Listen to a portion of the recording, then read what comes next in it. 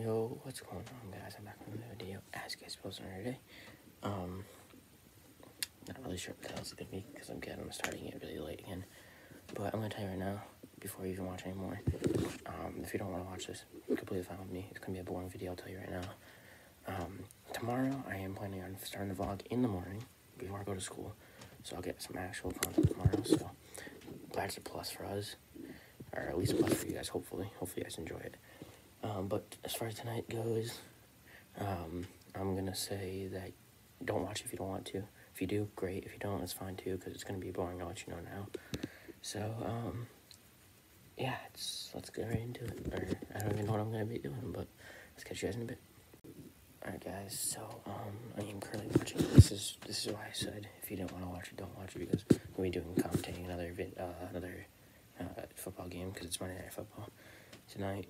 If you guys aren't watching, or if you guys didn't rewatch it, it is Seahawks and Eagles. How about the Seahawks are 7-3, the Eagles are 3-6-1.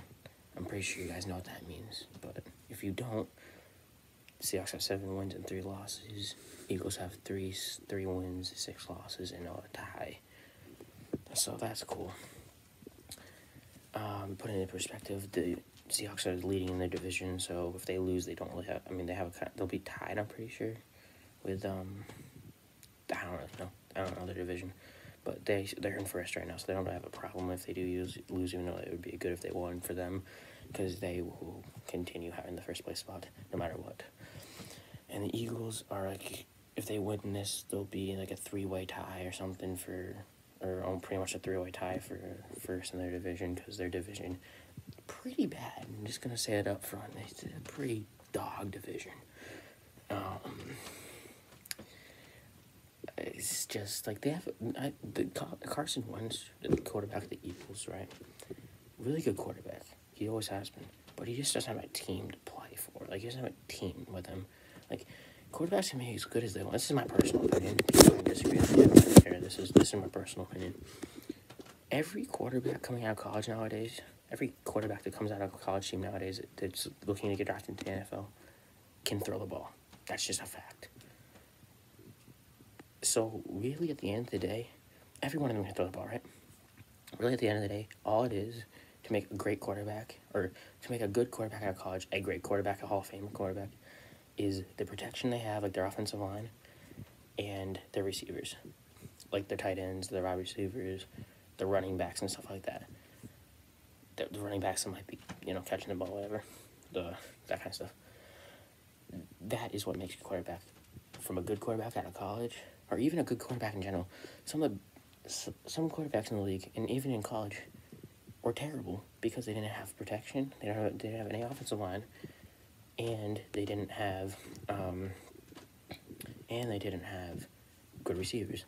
So really, in my personal opinion, yes, quarterbacks need to know how to throw the ball, but every single quarterback nowadays knows how to throw the ball. So really, what makes a quarterback good is, or at least nowadays, because they all know how to throw the ball, is their offensive line. If their offensive line's good, they'll be good. Well, there's two different things. If the offensive line's good, and if the receivers, such as wide receivers, tight ends, and sometimes running backs, are good, then you're going to be a Hall of Fame quarterback. Most likely, if you keep them for a long time and they keep being good. If those receivers keep being good, and the offensive line keeps being good for those many years. That's hence why Tom Brady was so good and still is pretty good. He's still insane, whatever. But the reason he won 6 Super Bowls is because he can throw the ball just like everyone else can. Yes, sometimes he makes really good throws because he is a good quarterback. But the main reason why he has the 6 rings is because he had insanely good offensive linemen for those how many ever years, and all the years he won the Super Bowl. And he had insanely good receivers.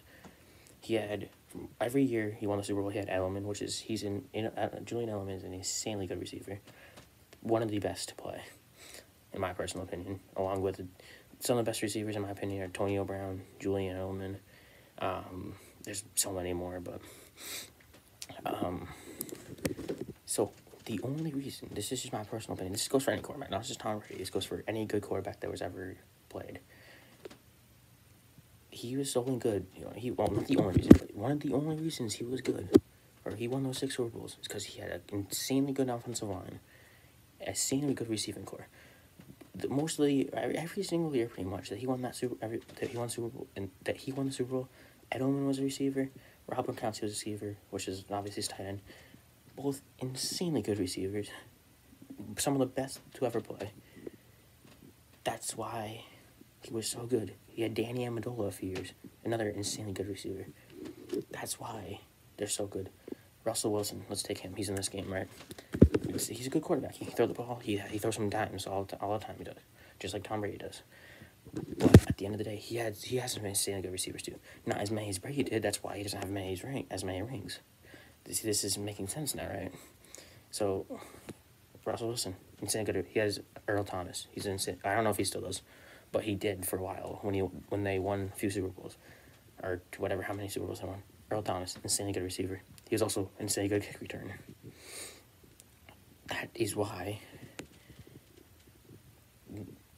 That's why Russell Wilson was good. Again, a lot of it, I mean, not necessarily directly to the quarterback, but again, the quarterback wouldn't show good, I guess you could say, if he has a losing record. If that team never wins, is always a below average team, or barely anyone wins games and never makes playoffs, the quarterback's never going to be seen as good, or most of the time won't be seen as good. Even if he throws really good, even if he had good receivers, he won't be seen as good if they have a losing record. That's another thing. That's why defense is so important, because if there wasn't for a defense, the quarterback wouldn't be really seen either, because the quarterback, if you have a losing record, no one cares. No one looks at the team. No one cares at all until you get someone good. That's why whenever something big happens, like in the trading off season or like the draft or whatever, whenever something big happens like that, like for instance, the big one, Tom Brady getting traded to the Bucks, right? Everyone is on top of it because he was an insanely good player going to a really bad team. That's the only time the Bucks ever had any popularity for 10, 12, 15 years, 20 years maybe, because they never had anyone good. Their quarterback on that team for those 20 years was probably a good quarterback, just as good as anyone else, but didn't have the offensive line, didn't have the defense, didn't have the receivers, so he wasn't looked at. That's my point. I'm making a point here, This is what I'm trying to say. He's never going to be known. He never will. That Buccaneers quarterback will never be known, because they always had a losing record. They weren't a good team. Brady goes over there. He's always going to be known, right? Let's take Rob Gronkowski came out of retirement, to go play with the Bucks with Brady. That tight end was that the previous tight end that was there or any of the tight ends that were there for the past 20 years. Same with the quarterback. Any of the tight ends were there for 20 years, or who were there for the past 20 years. Not going to be known. No one cares. You can look them up. No one cares. No one. Because he was irrelevant, because they were a losing record. Now, if they had been a winning record, or if they had been making the playoffs consistently, as the Patriots were when the Brady was and stuff, then they wouldn't have been looked at. They would have been looked at. Hence the good team. Every good team, there's always people, they always look at every single person, right? But if it's a bad team, no one cares. Literally no one cares. Unless you were an exceptional player. Unless you're one of the best, never seen before things on a bad team. That's the only time you're going to get looked at. This is one of the examples I would put out there. Nick Chubb, I'm pretty sure is his name. He's running back for the Browns, or I don't know if he still is, but he was a few seasons ago. Obviously, the Browns are a terrible team. They always have, or not always have been, but at least especially a few seasons ago, a few seasons straight, 2017 through 2019 or something like that. Terrible team. They were 0-16 2 seasons, and they get one game, 1 season or something like that. But Nick Chubb, insanely good running back, over 1,000 yards, all 3 seasons or something like that. Didn't get paid attention to at all until people realize he has 1,000 yards every single season. I'm just yeah, well, there you go. See, that's the only reason he got recognized, is because he's an exceptional player. That's the only reason. All the other guys, they don't get recognized. Good players, great players maybe, but not exceptional like Nick Chubb was to the Browns, because he stood out that much because of how bad that team was. That's what I'm saying. You gotta put it in reference. You can't just say that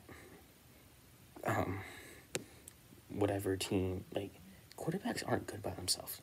That's bottom line. I don't care what you I don't care what you say. I don't care if you disagree. Whatever, you can have your opinion. But you're just gonna keep spamming me over. Anyways, you gotta understand. Just listen to this. Maybe watch it back, whatever. Or you don't have to watch it back, whatever. But just try taking what I'm saying. Taking what I'm saying. It makes sense if you just take it in for a second. Like, think about it for a second. Quarterback's only good. I mean, obviously they can all throw the ball. Throw the ball nowadays.